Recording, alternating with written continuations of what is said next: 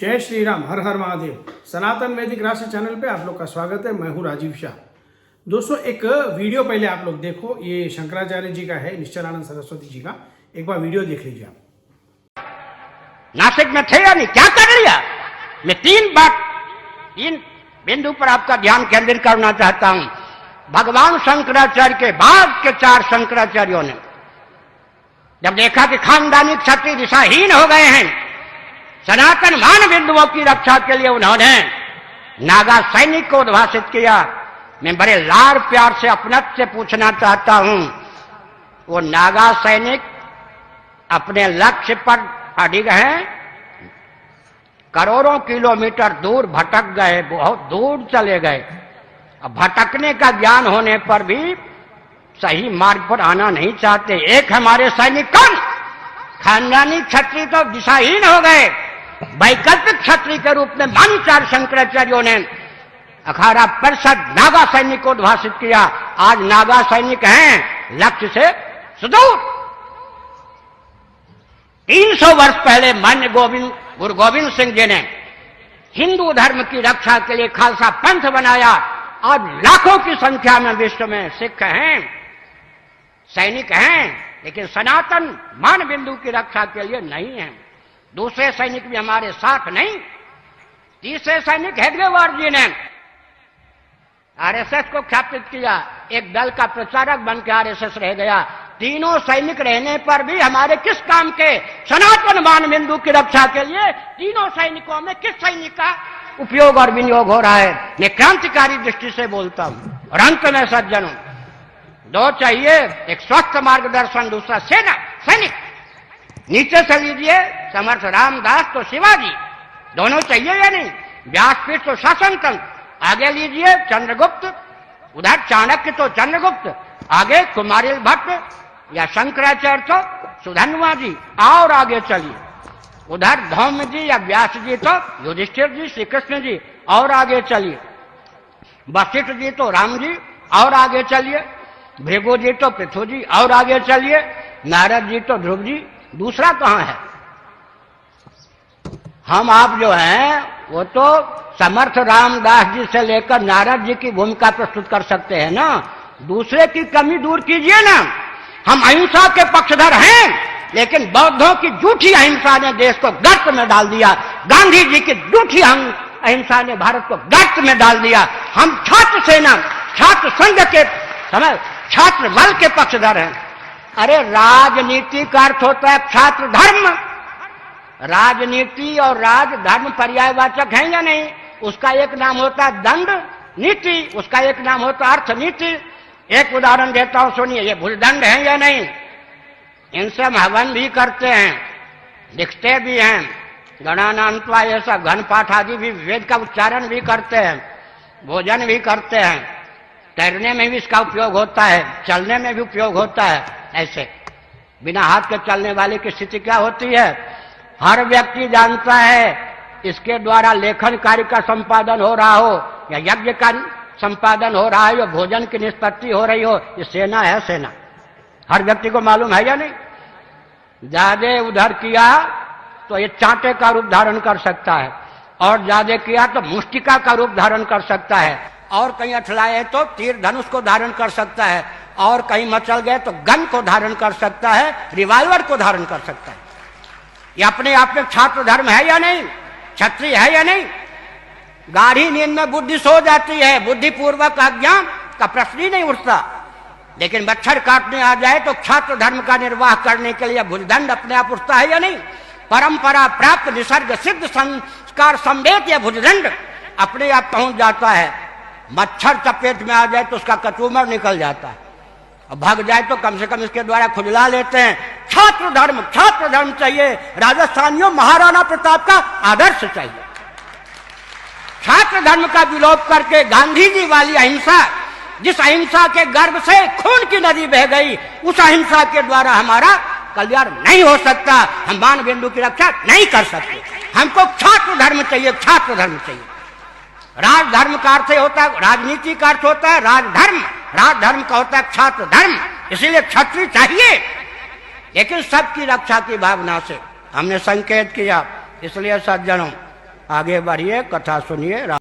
Video देख लिए ना, तो ये जो वीडियो है ये सब लोगों को बोलूँगा मैं, हिंदुओं को सेव करके 100 बार इसको आगे पीछे करके देखो, क्योंकि इसमें शंकराचार्य जी इतनी सटीक बात कर रहे कि देश के हिंदुओं को गाइडेंस अगर चाहिए तो शंकराचार्य जी दे सकते हैं। वो डायरेक्टली बोल रहे, इनडायरेक्टली कुछ नहीं बोल रहे।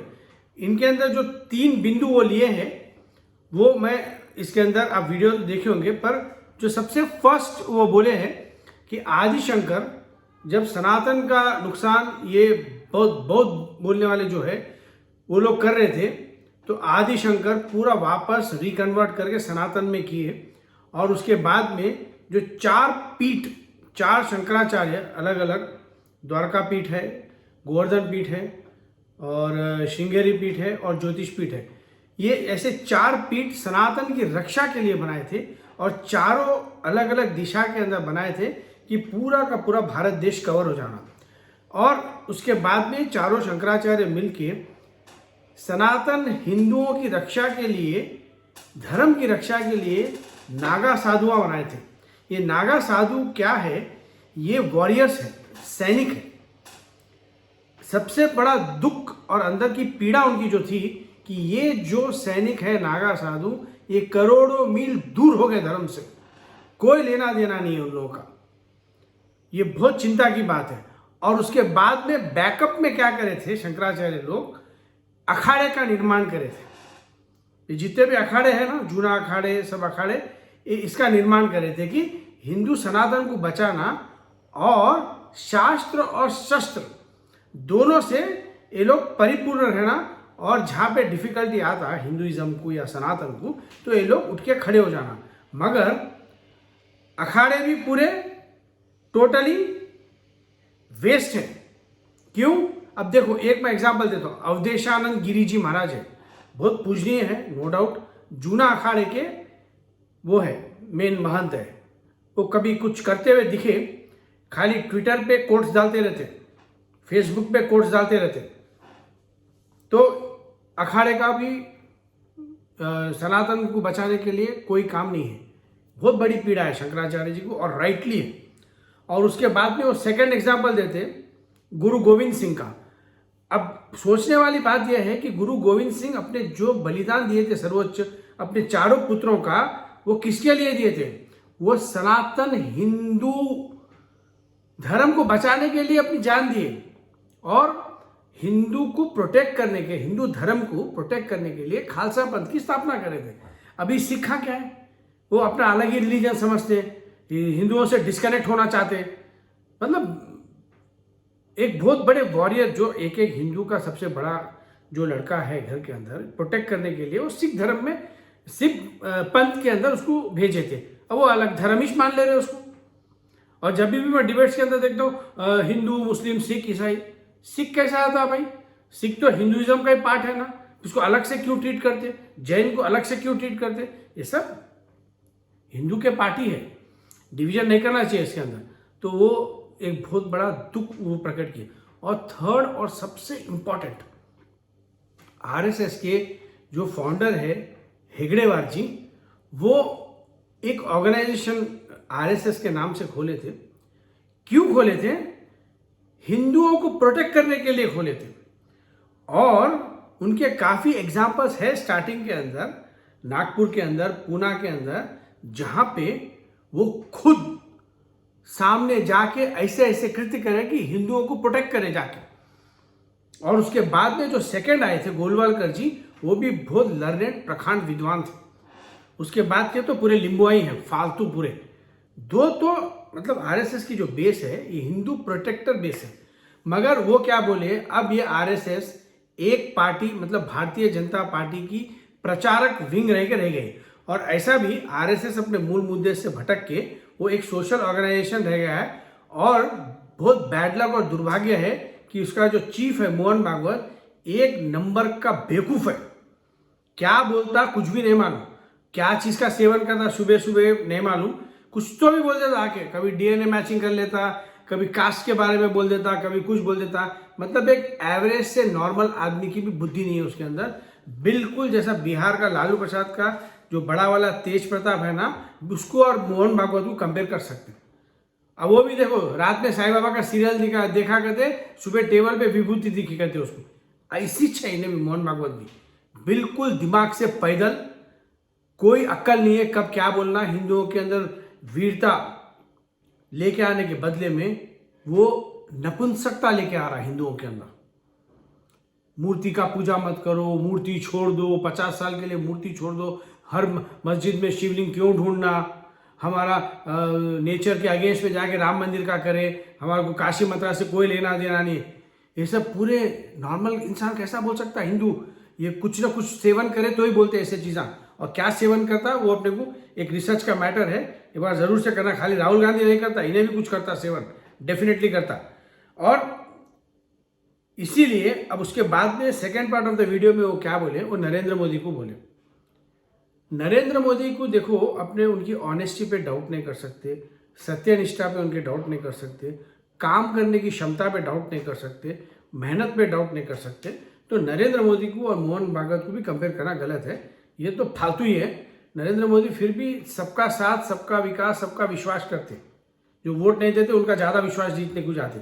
तो इसके अंदर मैं आपको एक एग्जाम्पल बताता हूँ, जो वो बोले कि एक गुरु की जरूरत रहती है। जैसा शिवाजी को भी समर्थ रामदास थे और चंद्रगुप्त मौर्य को भी चाणक्य थे, ऐसा एक एक गुरु रहे तो वो राजा राइट रहता।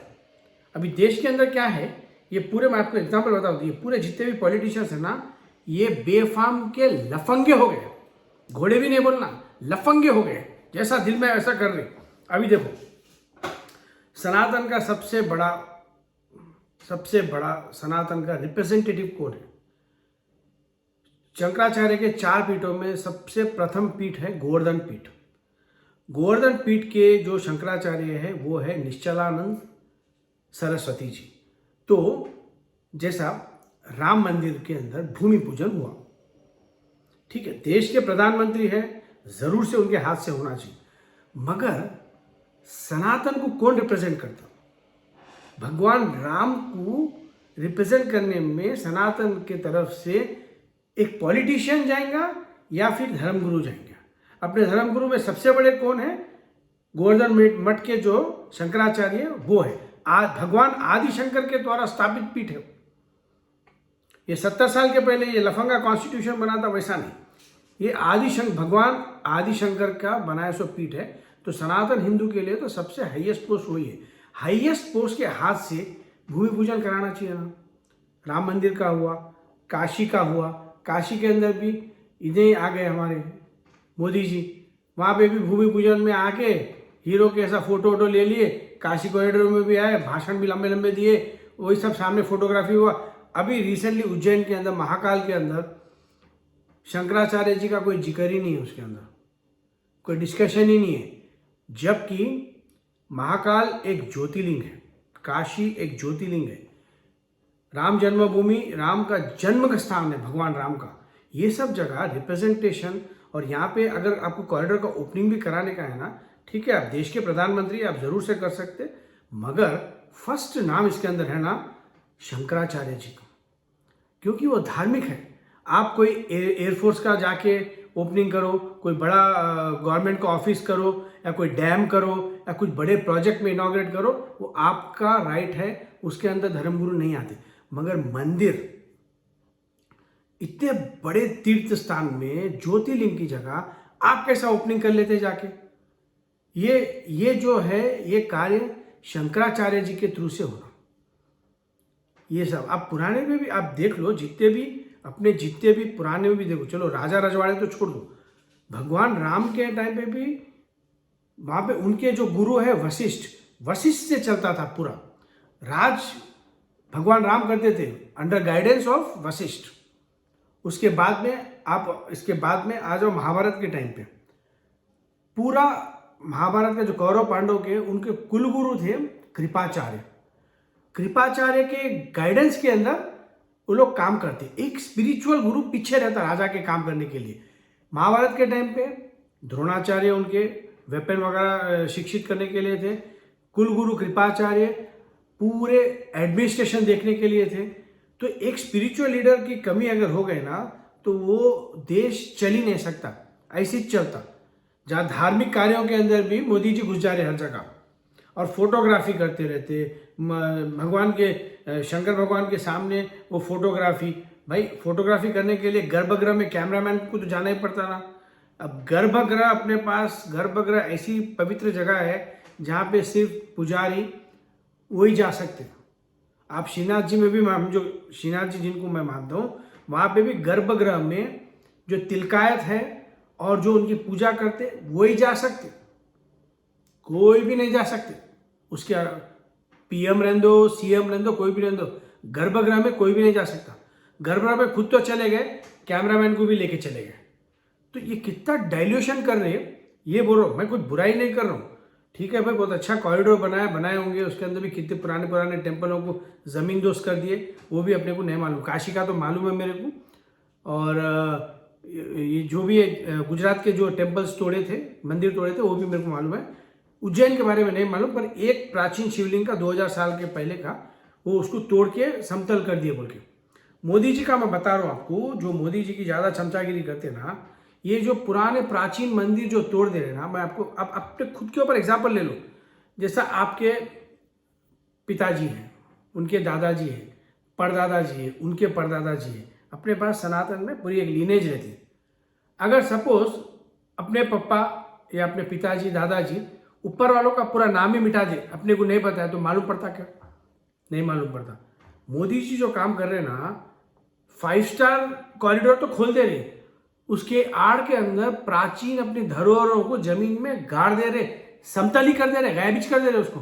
तो आगे की जनरेशन को मालूम ही नहीं पड़ेगा कि यहाँ पे क्या है। जैसा अभी वाराणसी के अंदर काशी कॉरिडोर के अंदर पुराना 800 साल पुराना हनुमान जी का टेम्पल तोड़ दी, 1200 साल पुराना गणेश जी का टेम्पल तोड़ दी, और एक मंदिर बहुत बड़ा था, अभी नाम भूल रहा हूँ उसका, वो मंदिर इनके वेबसाइट में था, गवर्नमेंट के वेबसाइट पे था, वो मंदिर भी तोड़ दी।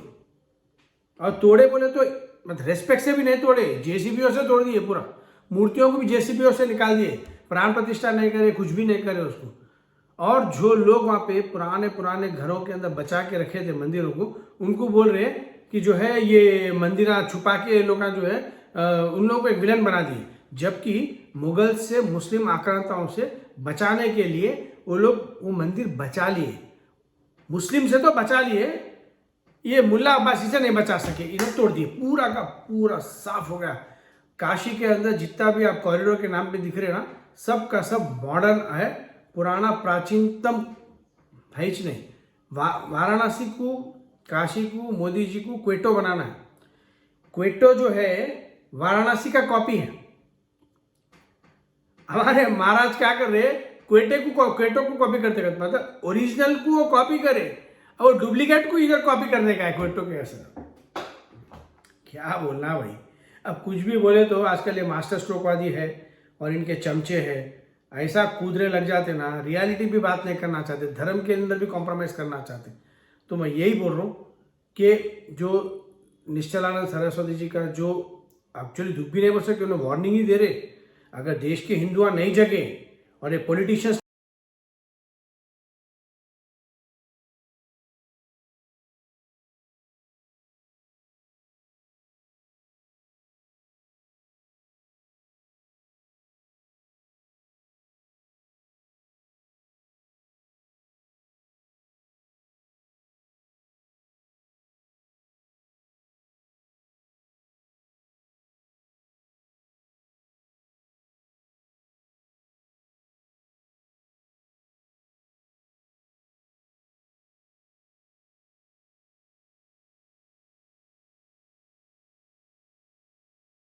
Of worship act 1991 Ashwini Upadhyay का है, संजय दीक्षित का है उसके अंदर, और कम से कम उसके ऊपर 10 से 11 पिटिशंस लगे हुए हैं।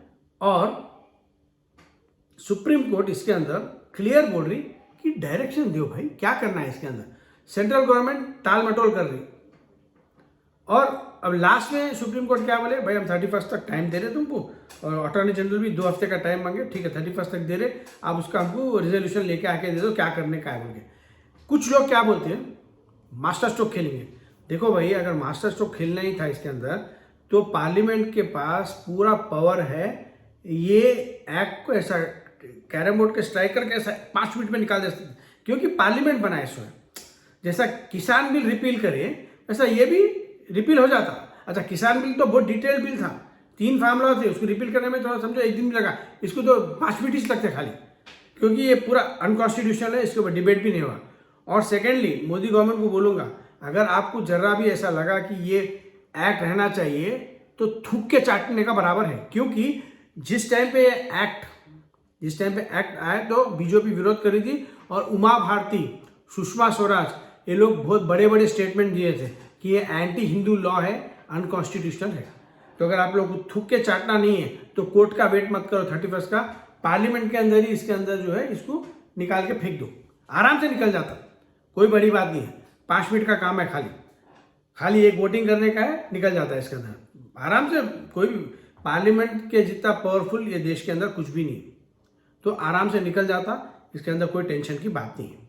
वीडियो बहुत लंबा हो जा रहा है ना, तो और 1-2 टॉपिक है नेक्स्ट वीडियो में लूँगा मैं।